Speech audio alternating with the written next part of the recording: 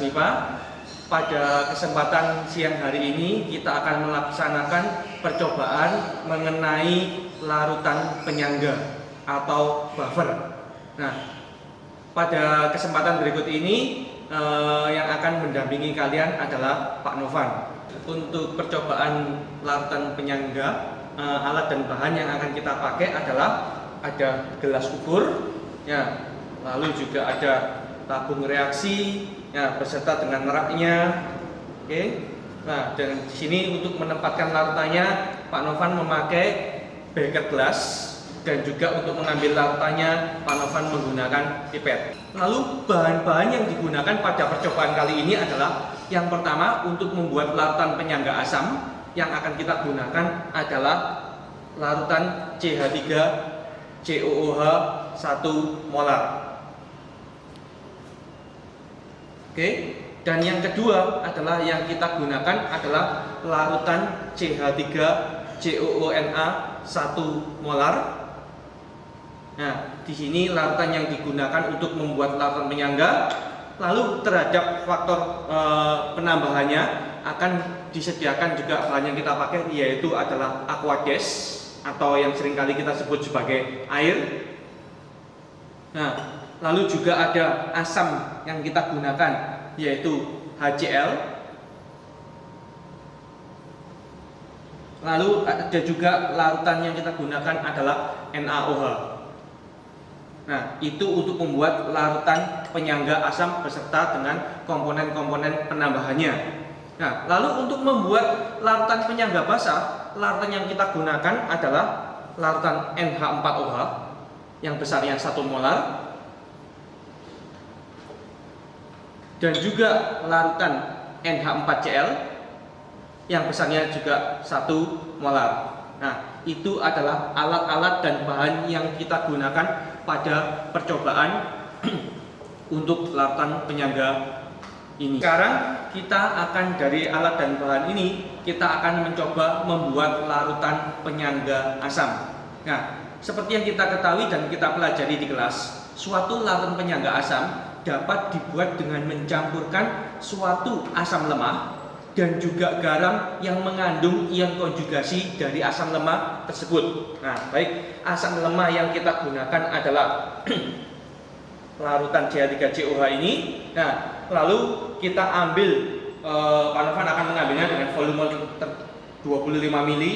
Nah, 25 ml dapat kita tuangkan karena jumlahnya cukup banyak.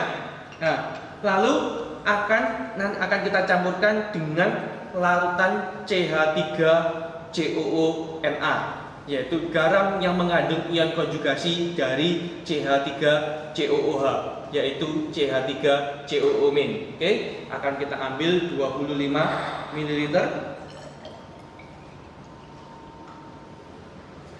Nah, masing-masing sudah 25 ml. Lalu ke dalam dua larutan ini agar menjadi suatu penyangga asam, maka akan kita campurkan dalam suatu tempat yang namanya adalah beker gelas. Oke, kita campurkan kedua-duanya. Nah, baik. Nah, Pak Novan kembalikan ke tempatnya. Nah, supaya kita masih tetap tahu bahwa itu adalah larutan apa, dan gelas ukur yang kita gunakan juga tidak boleh terbolak-balik. Oke.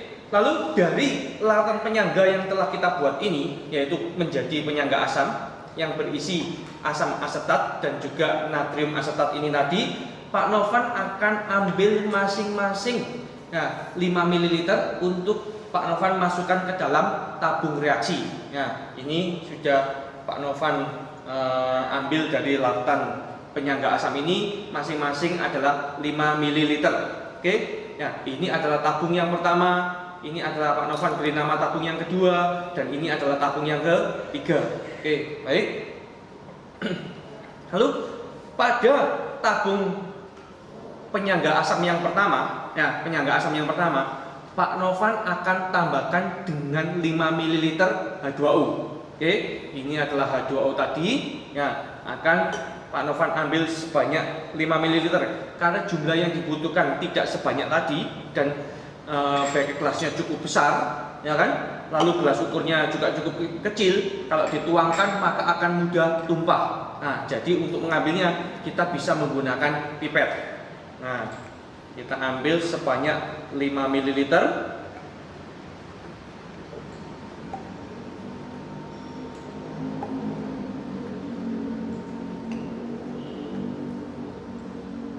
Nah, tepat 5 ml. Lalu akan Pak Novan campurkan pada tabung reaksi yang pertama. Nah, oke.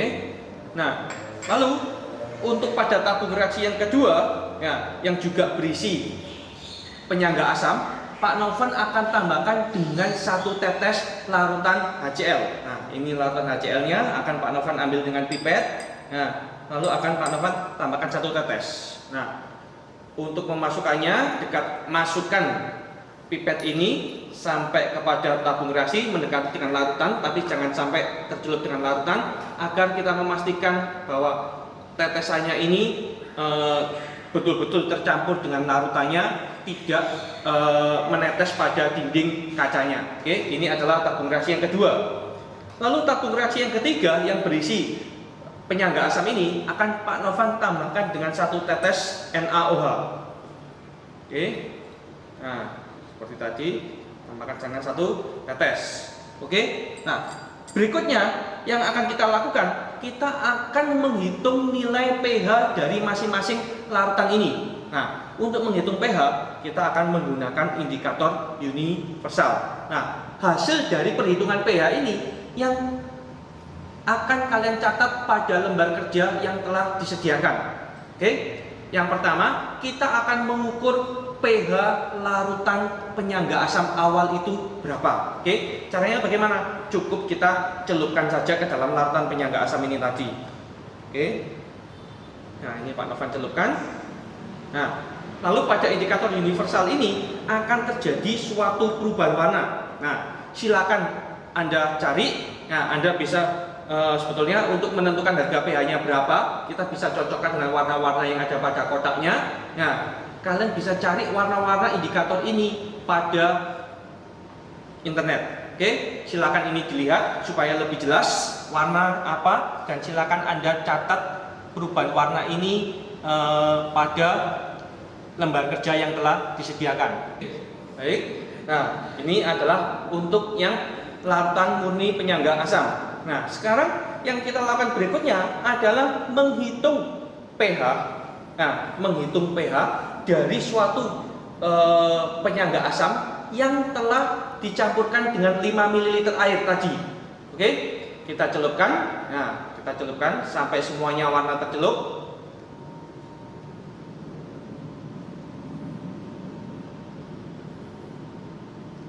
Oke, nah berikut ini adalah perubahan warna yang terjadi. Kalian hitung berapa nilai pH yang terjadi.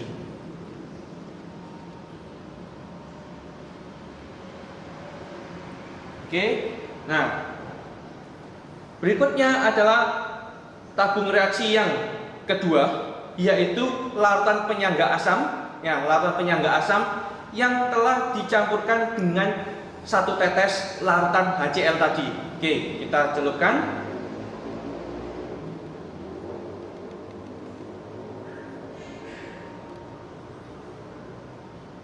Oke, lihat perubahan warna yang terjadi di sini untuk kalian menghitung nilai pH yang terjadi.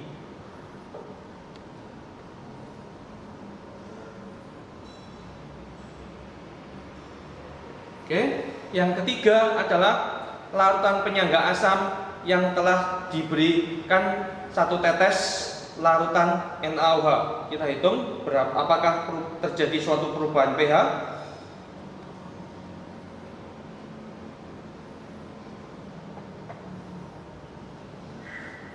Ini perubahan warna yang terjadi.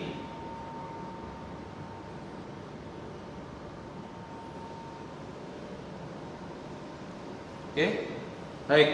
Itu adalah tentang larutan penyangga asam. Baik, yang kedua sekarang kita akan melakukan percobaan tentang penyangga basah. Nah, penyangga basah di sini kita akan menggunakan suatu larutan NH4OH. Nah, dan juga menggunakan garam yang digunakan adalah NH4Cl yang memiliki konsentrasi masing-masing adalah 1 molar. Nah, bagaimana cara membuat larutan penyangga? Sama seperti penyangga asam.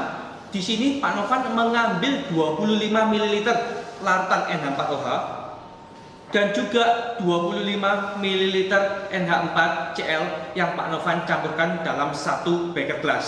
Nah, ini sudah Pak Novan campurkan. Nah, menjadi campurannya adalah ini. Lalu sama seperti penyangga asam tadi, bahwa ke dalam larutan buffer basah ini Pak Novan akan mengambil masing-masing 5 ml untuk Pak Novan masukkan ke dalam 3 tabung reaksi. Nah, seperti tadi, ini tabung reaksi pertama, tabung reaksi kedua, dan tabung reaksi ketiga yang berisi penyangga basah. Oke, lalu sama seperti tadi juga. Nah, ke dalam tabung reaksi yang pertama, Pak Novan akan tambahkan dengan 5 ml H2O. Oke, Pak Novan akan mengambil H2O lagi sebanyak 5 ml. Nah.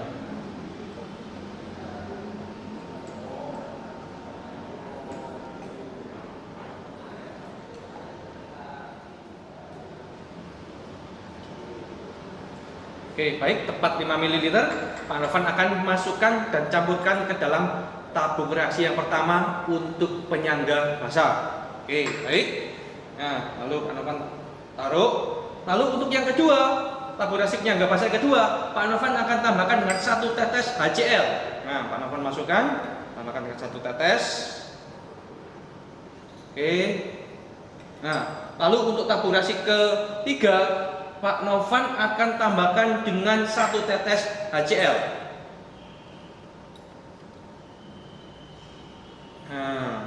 Nah, berikutnya sekarang seperti tadi kita hitung berapakah pH dari masing-masing larutan, mulai dari larutan buffer basah tadi, nah, dan juga beserta dengan buffer basah yang telah ditambahkan dengan beberapa komponen tadi. Oke, baik, yang pertama Pak Novan akan celupkan ini. Ini adalah perubahan warna yang terjadi pada indikator universal. Silakan dicocokkan dengan warnanya. Kalian hitung pH dari larutan penyangga basah ini berapa. Oke. Nah, lalu berikutnya yang kita hitung adalah merupakan larutan penyangga basah yang dicampurkan dengan 5 ml air. Oke, kita campurkan.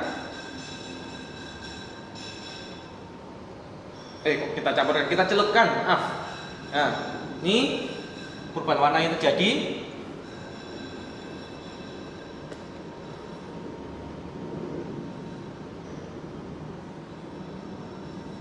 Baik, untuk yang berikutnya adalah suatu penyangga basah yang ditambahkan dengan 1 tetes larutan asam. Oke.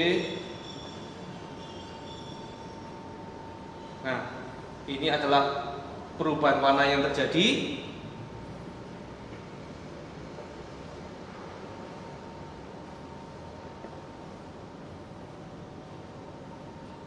Baik, yang ketiga atau yang terakhir adalah suatu penyangga basah yang ditambahkan dengan suatu larutan basah kuat, yaitu NaOH.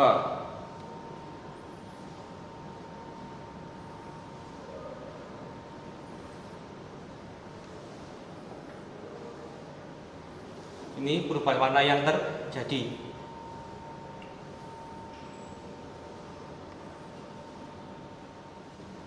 Baik, setelah kita melakukan percobaan tentang larutan penyangga, ya, kalian juga telah mengetahui atau menghitung pH dari masing-masing larutan tadi. Nah, yang kalian tulis di lembar kerja, dan pada lembar kerja juga ada beberapa pertanyaan yang harus kalian jawab. Oke? Sekian untuk percobaan tentang larutan penyangga.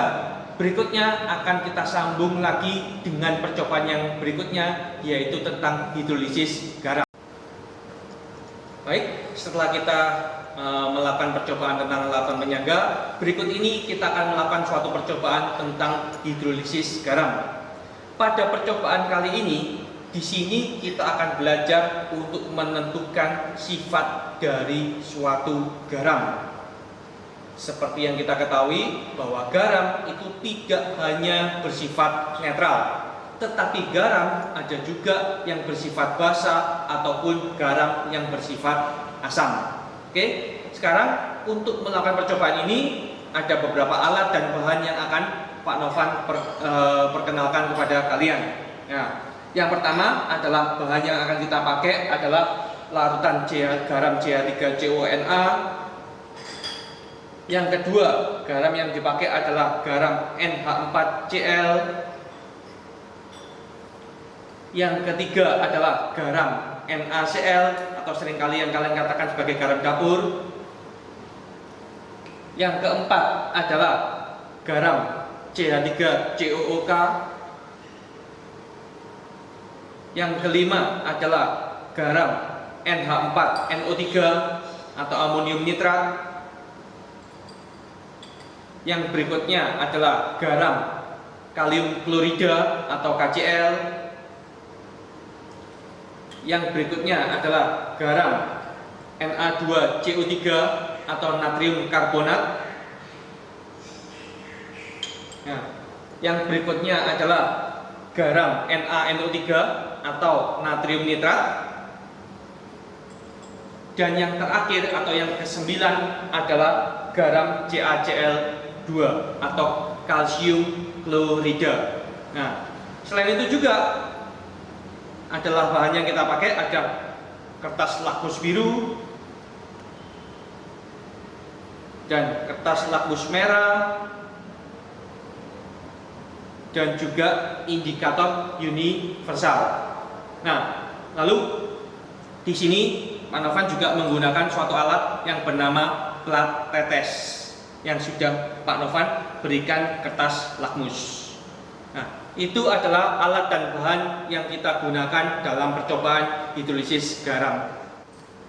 Baik, sekarang kita akan mencoba untuk menentukan sifat dari suatu garam menggunakan kertas lakmus. Baik, yang pertama adalah garam yang akan kita uji, yaitu adalah natrium asetat atau CH3CONA yang akan Pak Novan uji dengan menggunakan kertas lakmus. Di sini Pak Novan akan teteskan ke dalam plat tetes yang sudah berisi kertas lakmus merah maupun lakmus biru.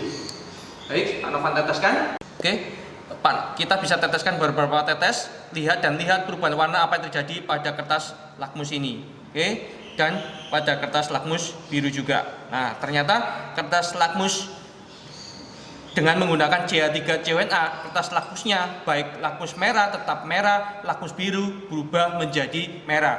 Kalian bisa menyimpulkan garam CH3CONA itu bersifat apa. Oke, baik.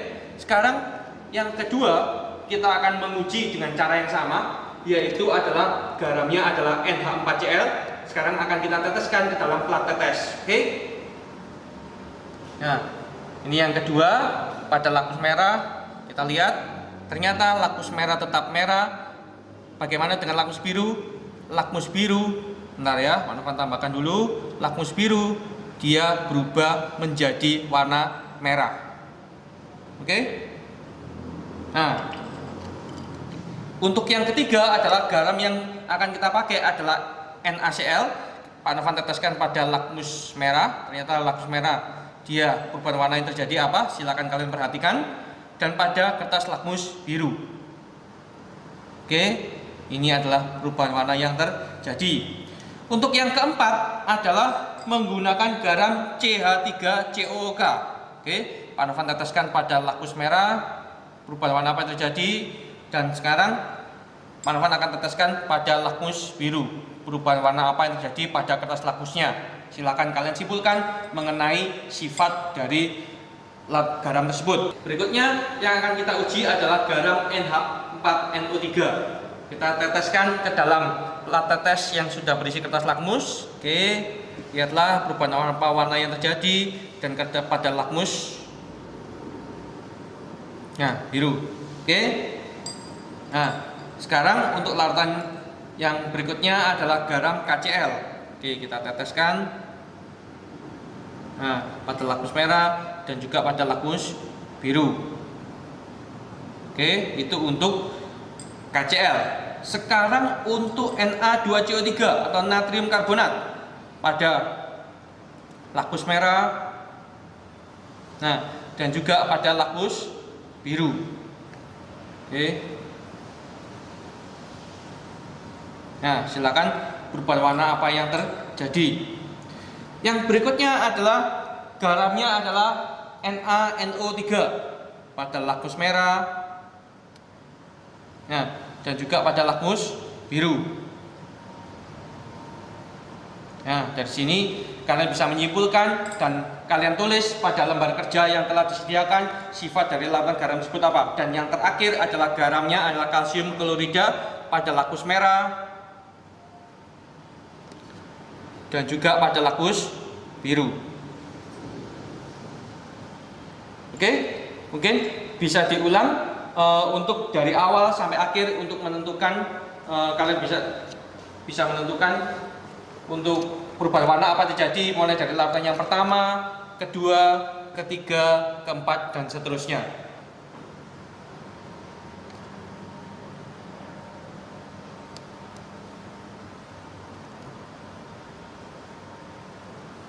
Baik, setelah kita menentukan sifat garam menggunakan kertas lakmus, kita akan coba menghitung nilai pH dari larutan garam tersebut dengan menggunakan indikator universal. Baik, ini adalah larutan yang pertama, yaitu larutan natrium asetat. Pak Novan akan celupkan, dan ini adalah perubahan warna yang terjadi.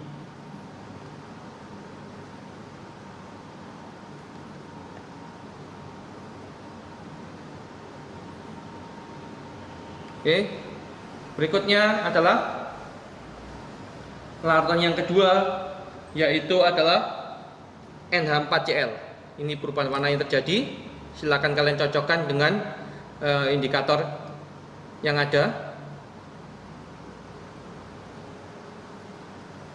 Dan ini adalah larutan yang ketiga, yaitu adalah larutan NaCl.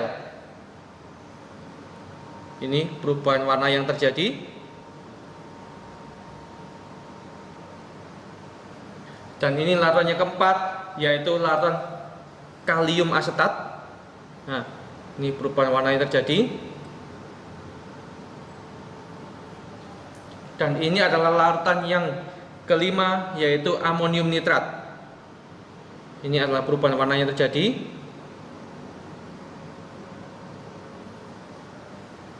Dan ini adalah larutan yang berikutnya, yaitu larutan KCl. Ini perubahan warna yang terjadi.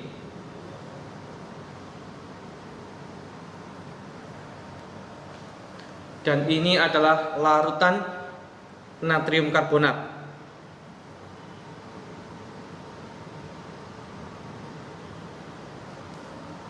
Dan ini adalah garam natrium nitrat. Ini perubahan warna yang terjadi.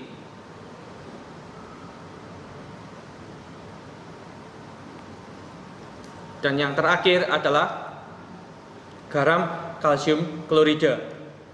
Ini perubahan warna yang terjadi. Baik, itu tadi adalah percobaan bagaimana cara menentukan sifat dari suatu larutan garam. Oke, untuk penentuan tadi sifat garam tadi bersifat asam, basa, atau netral, kalian silakan tulis pada lembar kerja beserta dengan nilai pH-nya yang kita ukur dengan menggunakan indikator universal. Selain itu juga pada lembar kerja juga ada beberapa pertanyaan yang harus kalian jawab. Kalian kerjakan secara kelompok dan dikumpulkan pada GCL pada waktu yang telah ditentukan. Baik, sekian untuk percobaan kimia pada minggu ini.